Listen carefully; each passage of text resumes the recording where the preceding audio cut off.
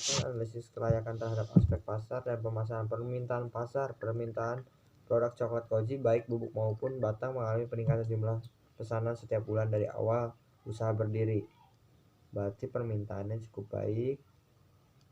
Harga price. Penetapan harga yang produk ditentukan dengan perhitungan tertentu secara baku dan konsisten, serta berdasarkan setiap pengeluaran dalam membeli bahan baku dan proses pengerjaan produksi. Harga yang ditetapkan untuk setiap produk bermacam-macam, itu dari mulai harga bermacam-macam.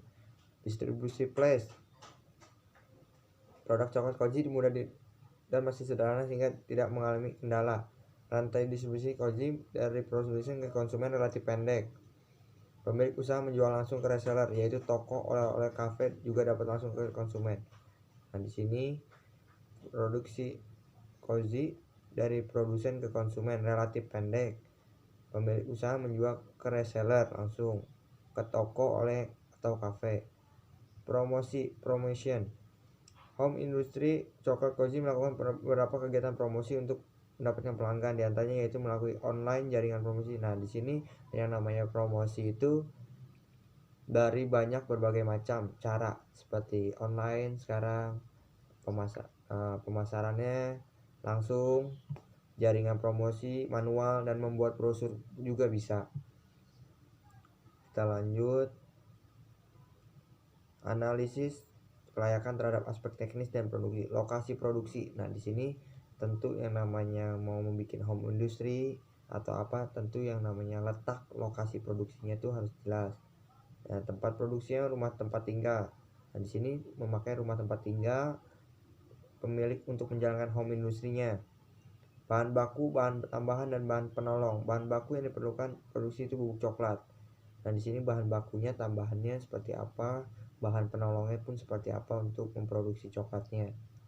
Yang ketiga, peralatan produksinya, tentu memakai mesin pasti, menggiling bubuk coklatnya, mesin perekat plastiknya, dan lain-lainnya, kompor gas atau segala macam, panci, baskom.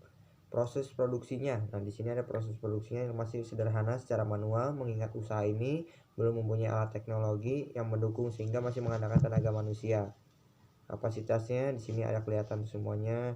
Bubuk coklat, pencampuran mix, penggemasannya, coklat blok, pemanasan tim, pencetakan, penggemasannya. Nah, di sini kita lanjut analisis kelayakan terhadap aspek organisasi dan manajemen. Struktur organisasinya. Di sini udah ada semuanya. Jumlah tenaga kerja. Nah, di sini perlu yang maksudnya jumlah tenaga kerjanya.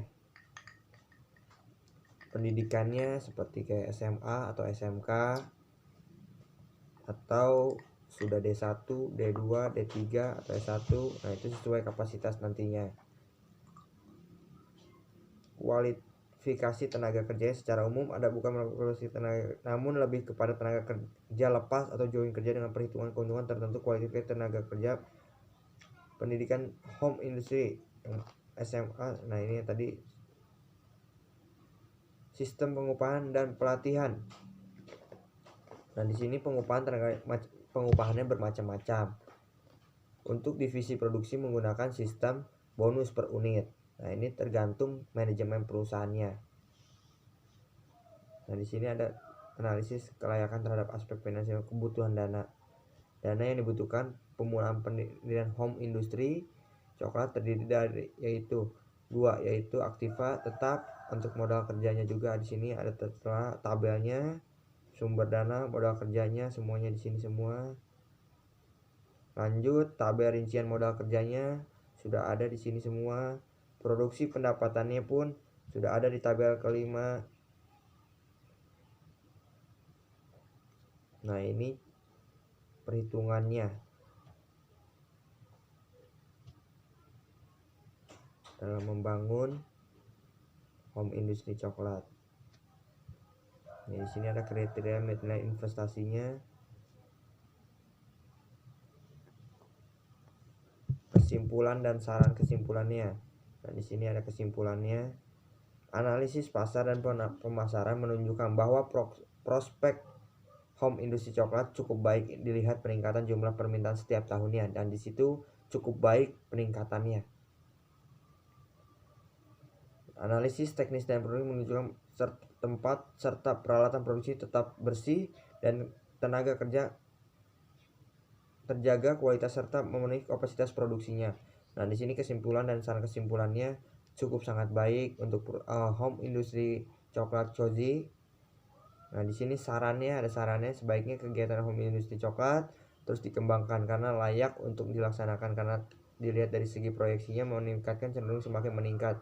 Nah, di sini sarannya produksi coklat di sini semakin baik dan semakin meningkat. Nah, itu nasihat pasarannya.